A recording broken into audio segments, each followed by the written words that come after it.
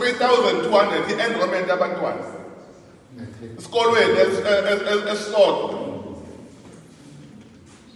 Abantwana babhala i-matric ngonyaka odlule bo-800 and something, and baphasa cishe kuphela abantwana abawu-4.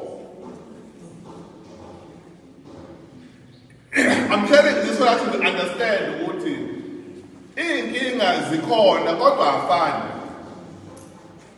and ku-right ukuthi iy'nkinga ziraise bese iba nendlela ukuthi siyisolva kanjani sonke together.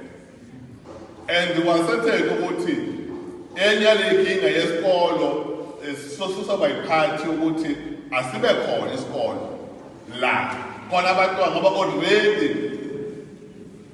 kunesidingo ukuthi sibe khona isikolo la e-church, and we want to sisicommit sizoxoxa nangu-director waka-infrastructure sizoplana sibone ukuthi senza kanjani, kodwa kungabe ngazathi no besi-wrong. Si-wrong ngokuthi uma sisi-over abantwana sebaningi kufanele si-provide an extra class. There's nothing wrong ukuthi isikolo sibe yi-combine. Yabona abanye bethu mhlawumbe iy'ngane zabo zifunda emadolobheni where iy'kolo ziyi-combine, so ama-class kusuka ku-grade R kuyofika ku-grade 12. Ngakunikeza iy'kolo mina like KZN ezinama-class wela ku-grade R ziyo-grade 12 ephasayo.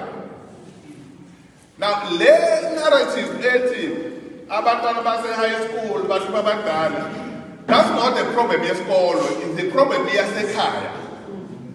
It's a family matter. Ekugcini yoxaba othisha ukuthi ingane ayiphatheki kodwa kufanele iphathwe esikoleni. Umzali ohlulwa ingane ekhaya uhambe uyoblame abantu ba-education ukuthi ingane kodwa ingane iphuma nokumese ekhaya.